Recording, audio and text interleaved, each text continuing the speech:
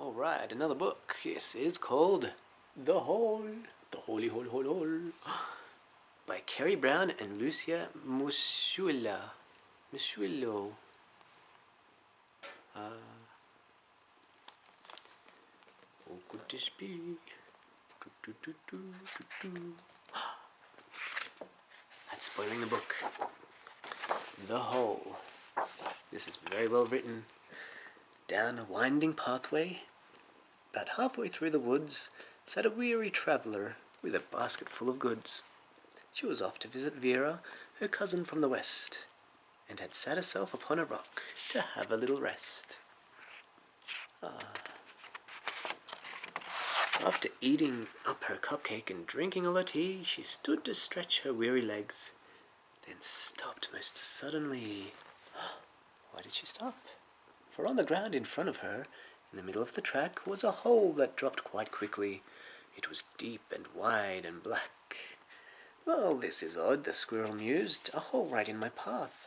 I wonder what lives down there, down that steep and blackened shaft. She stuck her foot into the hole, then lowered herself down, hanging tightly to the edge. She tried to touch the ground. "Oh, I'm stuck," the squirrel yelled. "There seems no floor at all." She swung her feet from side to side, but could not grip the wall. So Squirrel hung there nervously, hoping not to wake the beast that surely lived down deep below that, just waiting for a feast. Then, down the winding pathway, about halfway through the woods, pranced a friendly ostrich with a basket full of goods. He was off to visit Douglas, his brother from the east, when he heard a cry so desperate, "Yell, please save me from the beast." Ostrich quickened up his pace until he came upon a deep dark hole beside his feet, with Squirrel hanging on. Ooh, hanging on right there. "A hole," the ostrich cried out loud, his curious eyes they gleamed. Putting down his basket, inside the hole he leaned. "I can't see anything down here," yelled the ostrich from below. "It's far too dark, there is no light. I guess we'll never know." Ostrich turned and arched his neck and tried to stand up tall, but found his head was firmly wedged between Squirrel and the wall. Both now stuck, the two new friends could do nothing more than wait and hope the monster down the hole did not have lunch till late. Then, down the winding pathway, about halfway through the woods, chattered three monkeys. Three small monkeys, there they are, with a basket full of goods. Yum, yum. They were off to visit Doris, their auntie from the south, when they heard an ostrich yelling, "I'm stuck in a monster's mouth." The monkeys scurried quickly toward the noisy scene, and there they found the deepest hole that they had ever seen. Whoa, so deep. Without a word between them, they each linked tail to tail and jumped right down that big black hole to make a furry trail. "We'll find out what is down there. Together we are long. We'll reach the very bottom." But it seemed that they were wrong. Uh-oh. The monkeys hung there swaying. No further could they drop. They were nowhere near the bottom, and a long way from the top. Oh, they're all getting crowded there. The hole that once lay empty was filling to the brim with a menagerie of wildlife who were feeling rather grim.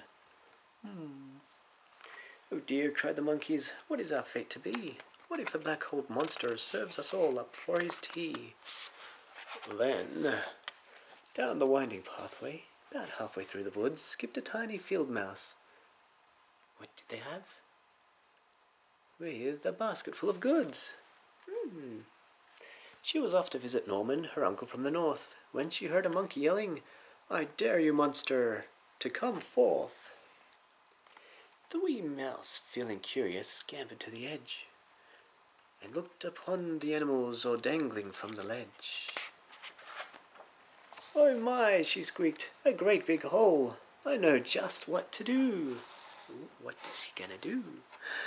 She cupped her paws around her mouth and shouted down, "Yoo-hoo!" No sooner did she say this than the words they came right back. A voice so big and scary from the hole so deep and black. Yoo-hoo! Yoo-hoo! Must be an echoing. Oh no, cried all the animals, is that the monster's roar? He must be coming closer. We'll be eaten up for sure. They all hung on more tightly as the ground began to rumble. Listen, said the field mouse, I can hear his tummy grumble. The panic that then followed created quite a din. If you don't stop, the field mouse warned, then you shall all fall in. Don't want that. And so the animals held their breath and closed their eyes in fear as a terrifying screech-scratch and a snuffling sound grew near. Screech-scratch, snuffle, snuffle. The animals all quivered. They had never been so scared, but as the monster reached the top, they all just stopped and stared. What is it? Well, hello, shrilled a little voice. I'm Mole. How do you do? There he is. It's so nice to have reached the top. You have such a lovely view.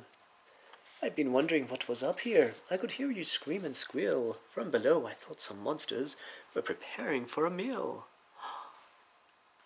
Even he thought there was monsters at the top, and they thought there were monsters down the bottom. Ooh, my hole can get quite lonely, for there's only little old me. I wonder, are you free now? Could we share a cup of tea? That sounds splendid. And so the animals clambered back up into the woods. See, look, right down there. You helped them come up, the mouse. They all clambered up back into the woods. They spread a blanket on the ground and shared out all their goods. A feast they had between them, no monster to be found. They danced and ate and sang and laughed, and all above the ground. Isn't that awesome? Now the moral to the story